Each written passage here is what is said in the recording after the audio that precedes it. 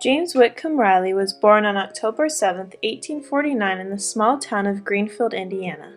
He was the third of 6 children born to his parents. His father was an attorney while Riley's mother was a homemaker. His father was part of the Indiana House of Representatives, where he became good friends with the governor, James Whitcomb, whom he later named his son after.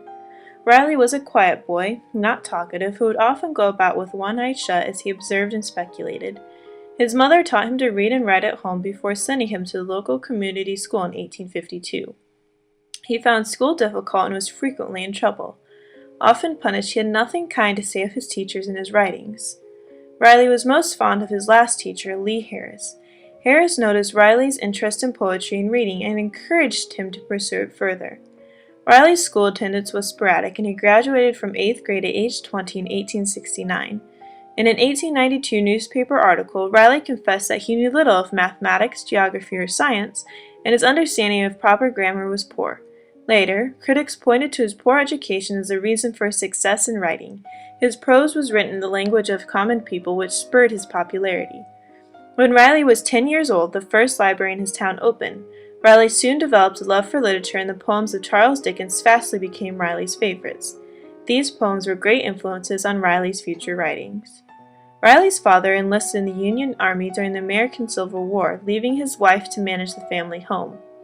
While he was away, the family took in a 12-year-old orphan named Mary Alice, or Allie, Smith. Smith was the inspiration for Riley's poem Little Orphaned Annie. Riley intended to name the poem Little Orphaned Allie, but a typesetter's error changed the name of the poem during printing. Riley moved out of the family home and briefly took a job painting houses before leaving Greenfield in November 1870. He then opened a business in Greenfield, creating and maintaining signs. His earliest known poems are verses he wrote as clever advertisements for his customers. During the winter months, when the demand for painting declined, Riley began writing poetry, which he mailed to his brother living in Indianapolis. His brother began acting as his agent and offered the poems to the Indianapolis Mirror for free. His first poem was featured on March 30, 1872, under the pseudonym J. Witt.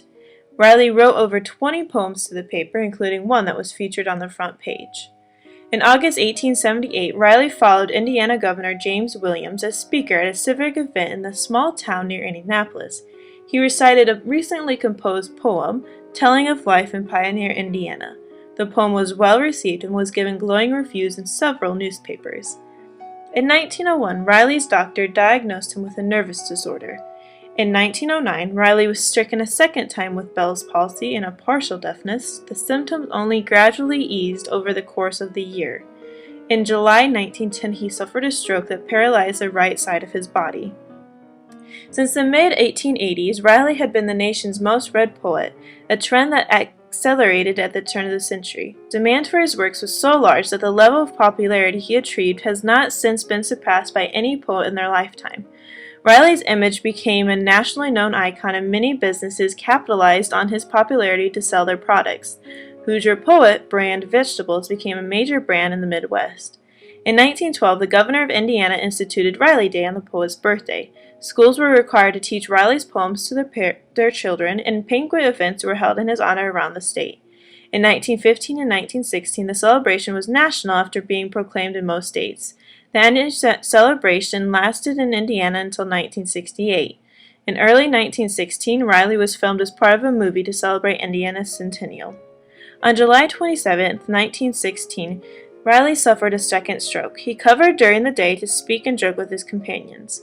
He died before dawn the following morning, July 23rd. Riley's death shocked the nation and made front-page headlines in all the major newspapers.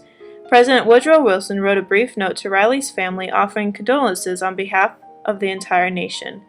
Indiana Governor Samuel Ralston offered to allow Riley to lie in state at the Indiana State House, Abraham Lincoln being the only other person to have previously received such an honor. During the 10 hours he lay in state on July 24th, over 35,000 filed past his bronze casket. The line was miles long at the end of the day, and thousands were turned away. The following day, a private funeral ceremony was held and attended by many dignitaries. A large funeral procession then carried him to Crown Hill Cemetery, where he is buried in a tomb in the top of the hill, the highest point in the city of Indianapolis.